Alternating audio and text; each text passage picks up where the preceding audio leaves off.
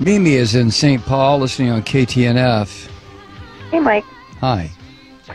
Well, I'm confused. I want to talk about Israel. And so, can you even imagine any other country in the world allowing 530 rockets to fall before it took a step to defend itself?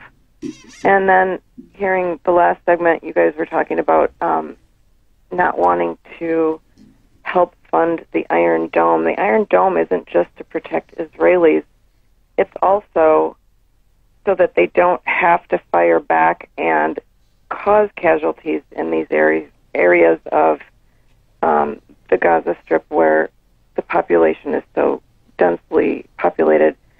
I just don't know. Tell me what you think would be an acceptable... When are the Israelis supposed to defend themselves? How can they do that? Well, wait a second, Mimi. Let me just turn it around and ask you something.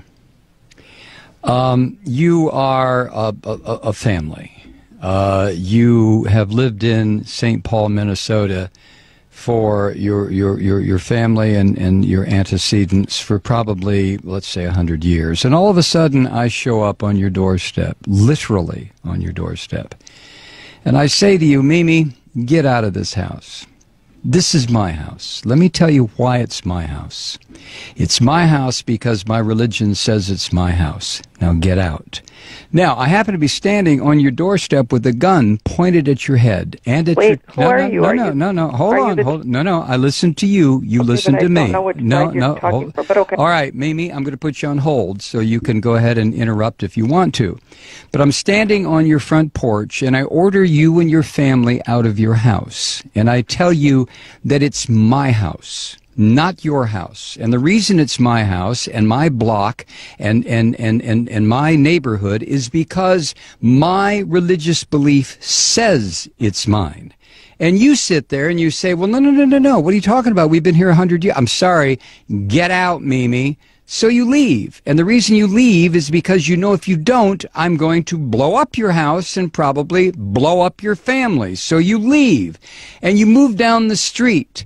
And for the next 60 years, you sit there and you get very, very angry because I came into your house and told you to get out.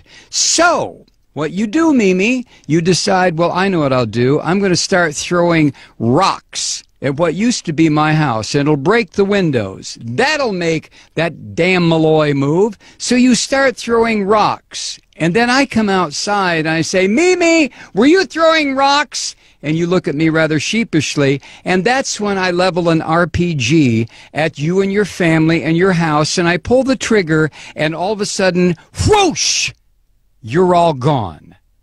Now, which is the terrorist? You tell me. But tell me on another phone call, Mimi, because I'm not going to get involved in a big discussion about this. Thank you. Wow. When does Israel have a right to defend itself? Well, when do I have a right to defend myself? I came in and took Mimi's house.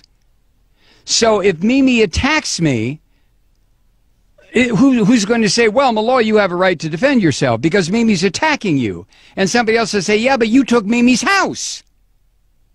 Yeah, but, you know, possession is 9/10 of the law. Nah, possession is 99.9% of the law. And besides, God gave me this land.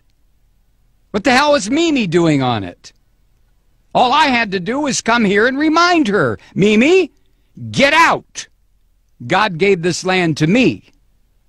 Now, if Mimi doesn't like that, she can go live in the little ghettoized area that I've set up for her near the Mississippi River in St. Paul, where there's bad electricity, bad water, the fish are no good to eat, and Mimi can stay there until hell freezes over. Or Mimi can throw rocks at my house. Used to be her house. In which case, I will level a couple of grenades at her. So the question, Mimi, is not, when do I have a right to defend myself? I stole your house. I stole your neighborhood. I stole your friend's house. I stole your friend's house. I stole the corner grocery store. I took it all. When do I have a right to defend myself? You have to be kidding. You have to be kidding. Let me recommend a book for you, Mimi. It was written by Rabbi Meir Kahana. The title is They Must Go.